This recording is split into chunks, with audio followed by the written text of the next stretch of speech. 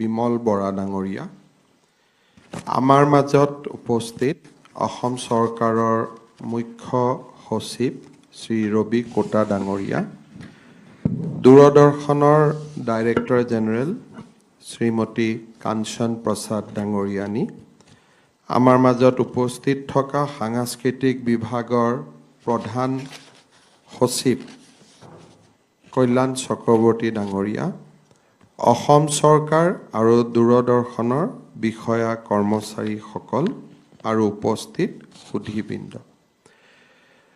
অসমবাসীৰ বাবে আজিৰ দিনটো এটা ঐতিহাসিক দিন। লাচিত বৰফুকনৰ গৌৰৱময় গাথা বিস্তৃত পৰিসৰত প্ৰচাৰ কৰিবৰ বাবে প্ৰচাৰ ভাৰতীৰ সৈতে অসম চৰকাৰে আজি এখন বুজাবুজিৰ চুক্তি চহী কৰিছে। এই চুক্তিৰ আধাৰত ৰাজ্য চৰকাৰ আৰু প্ৰচাৰ ভাৰতীয়ে যৌথভাৱে লাচিত বৰফুকনৰ বীৰত্বৰ গাথাক 52টা এপিছ'ডত ধৰি ৰাখিবৰ বাবে চেষ্টা কৰিব আৰু প্ৰথমবাৰৰ বাবে লাচিত বৰফুকনৰ জীৱনৰ ওপৰত ৰাষ্ট্ৰীয়ভাৱে এটা তথ্যচিত্ৰ বা ডকুমেণ্টাৰী আদিৰ জৰিয়তে তেখেতৰ জীৱনগাথাক নৱপ্ৰজন্মৰ বাবে গৌৰৱ গাথা হিচাপে ধৰি ৰখাৰ বাবে প্ৰচেষ্টা কৰিব। আমি সকলোৱে জানো যে 2 বছৰ আগতে অসম চৰকাৰৰ সৌজন্যত আমি লাচিত বৰফুকনৰ 400তম জন্ম জয়ন্তী উদযাপন কৰিছিলোঁ। ৰাজ্যত আৰু ৰাষ্ট্ৰীয় পৰ্যায়ত 7 দিন কৰি গ্ৰহণ কৰা সেই বিস্তৃত কাৰ্যসূচীয়ে লাচিত বৰফুকনৰ ওপৰত সমগ্ৰ দেশতে এক কৌতূহলৰ সৃষ্টি কৰিছিল আৰু তাৰ ফলত লাচিত বৰফুকনৰ বিষয়ে জনাৰ আগ্ৰহ মানুহৰ মাজত বৃদ্ধি পাইছিল। আমি যদি 400তম জন্ম জয়ন্তী পালনৰ পিছত কোনোবাই যদি আমি গুগলত চাওঁ, লাচিত বৰফুকন এই নামটো যথেষ্ট চাৰ্জ হৈছিলে আৰু 400তম জন্ম জয়ন্তীৰ আগত লাচিত বৰফুকনক চাৰ্চ ইঞ্জিনে যি ধৰণে ধৰিছিলে আৰু আজি তেখেতৰ নামত বহুখিনি ৰিডিং মেটেৰিয়েলছ বা বহুখিনি কথা বতৰা আজি আমি ছ'চিয়েল মিডিয়াত দেখা পাওঁ আৰু লাচিত বৰফুকনৰ বিষয়ে অসমৰ মানুহে নহয় সমগ্ৰ দেশৰ মানুহে জনাৰ আগ্ৰহো আমি ইণ্টাৰনেটত দেখা পাওঁ। ৰাজ্য চৰকাৰে ইতিমধ্যে লাচিত বৰফুকনৰ এখন সকলোৱে গ্ৰহণ কৰিব পৰা এখন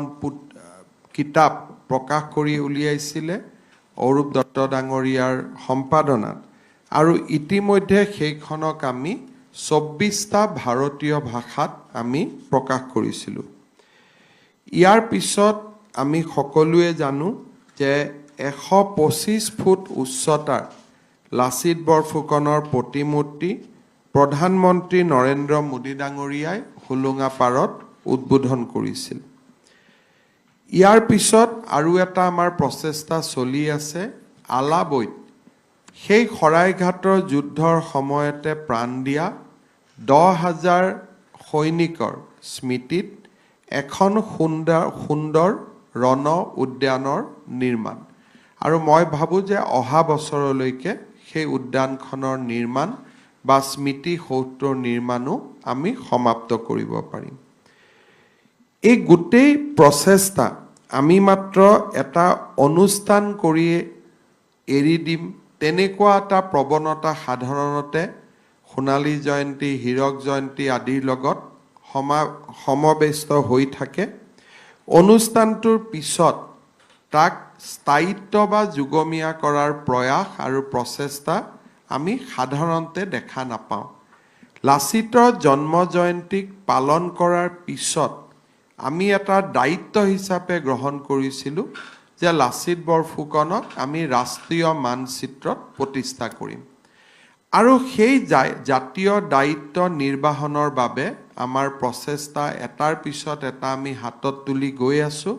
আৰু আমি প্ৰতিটো প্ৰচেষ্টাতে সফলতাও আমি দেখা পাইছোঁ প্ৰচাৰ ভাৰতীয়ে 52টা খণ্ডত লাচিত বৰফুকনৰ জীৱন বিশেষকৈ শৰাইঘাট যুদ্ধৰ নেপথ্যৰ কাহিনী মীৰ জুমলাৰ অসম আক্ৰমণ মোগল সম্ৰাটলৈ অসমৰ ৰাজকুঁৱৰী ৰমণী গাভৰুৰ গমন আমাৰ সমগ্ৰ অৰ্থনীতিৰ ওপৰত অহা হেঁচা চক্ৰধ্বজ সিংহই কৰ কাটল দিয়াৰ ক্ষেত্ৰত কৰা অনীহা পৰৱৰ্তী পৰ্যায়ত কৰ কাটল দিবলৈ অমান্তি হোৱা সমান্তৰালভাৱে যুদ্ধৰ বাবে লাচিতৰ প্ৰস্তুতি আৰু কি ধৰণে লাচিতে এটা খুব উন্নত ৰণকৌশলৰ দ্বাৰা গুৱাহাটীক দখল কৰা আৰু পিছত গুৱাহাটীক পুনৰ দখল কৰিবলৈ অহা ৰামসিংহৰ সেনাবাহিনীক কেনেকৈ পৰাজিত কৰা আৰু পৰাজয়ৰ পিছত ৰামসিংহই লাচিতৰ সমৰ কৌশলক উচ্চ স্তৰে প্ৰশংসা কৰা এই গোটেই কাহিনীটো আমি 52টা এপিসোডৰ মাজেৰে ধৰি ৰাখিবলৈ চেষ্টা কৰিম ইয়াৰ বাবে যিখন কমিটি কৰা হৈছে যিখনে স্ক্ৰিপ্ট আদি চাব তাত অসম চৰকাৰৰ প্ৰতিনিধিও থাকিব আৰু মই প্ৰচাৰ ভাৰতীক অনুৰোধ কৰিম যে যিকোনো ঐতিহাসিক চৰিত্ৰক অংকন কৰোঁতে সেই চৰিত্ৰটোক লৈ থকা ৰাইজৰ আবেগ আৰু ৰাইজৰ বিশ্বাসক আমি যাতে प्राधान्य दिऊं मैं एक रिक्वेस्ट करना चाहूँगा जब हमारा स्क्रिप्ट होगा या ड्रेस वगैरह कॉस्ट्यूम का निर्माण होगा या जब भी हमारा बैकग्राउंड म्यूजिक वगैरह का निर्माण होगा मेरा निवेदन होगा कि असम का जो कल्चर है हमारे जो हिस्ट्री है और हमारे जो जनजीवन में जो विश्वास है लासित को लेके उनका साथ कॉम्प्रोमाइज ना किया जाए जरूरत होने से हम स्क्रिप्ट एक बार दिखाएगा 2 बार दिखाएगा 3 बार दिखाएगा कॉस्ट्यूम वगैरह हम 2-3 बार दिखाऊंगा इसलिए लोगों का एक सेंटीमेंट एंड इमोशन अटैच्ड होते हैं तो हमें बहुत ही जल्दी करने का बजाय हमको देखना चाहिए ये एक हिस्टोरिकली करेक्ट डॉक्यूमेंट्री बने इसका विषय में हमें पूरा ध्यान देना चाहिए नहीं तो लोगों का एक स्वाभिमान में खेत पहुंच जाने से पूरा प्रोजेक्ट को in spite of good effort project में ही क्वेश्चन मार्क आ जाते हैं तो मेरा निवेदन होगा कि इसको बहुत ही एक वो समय का जो हमारे हिस्ट्री था हमारे इतिहास था उनको एप्रिशिएट करके हमें बहुत ही सेंसिटिविटी का साथ इसको ट्रीट करना पड़ेगा फिल्म को डॉक्यूमेंट्री को सो दैट कोई स्टेज में लोगों का दिल में कोई ठेस ना पहुंचे तो इतना मेरा निवेदन होगा कि इतना ध्यान रखा जाए बाकी मेरा विश्वास है कि प्रसार भारती बहुत ही अच्छा क्वालिटी प्रोडक्शन करेगा আগলৈ গৈ মোৰ মনত কেতিয়াবলৈ ইচ্ছা থাকিব যে লাচিত বৰফুকনৰ ওপৰত খুব হাই কোৱালিটি 3 ঘণ্টাৰ সিনেমা এখন কৰা যিখন নেকি খুব হাই কোৱালিটি হয় কমাৰ্শিয়ালি এণ্ড হিষ্টৰিকেলি দুইটা দিশৰ পৰা তেনেকুৱা এখন সিনেমা কৰাৰো আমাৰ ইচ্ছা থাকিব আৰু ডেফিনেটলি আমি সেই ধৰণে আগুৱাই গৈ থাকিম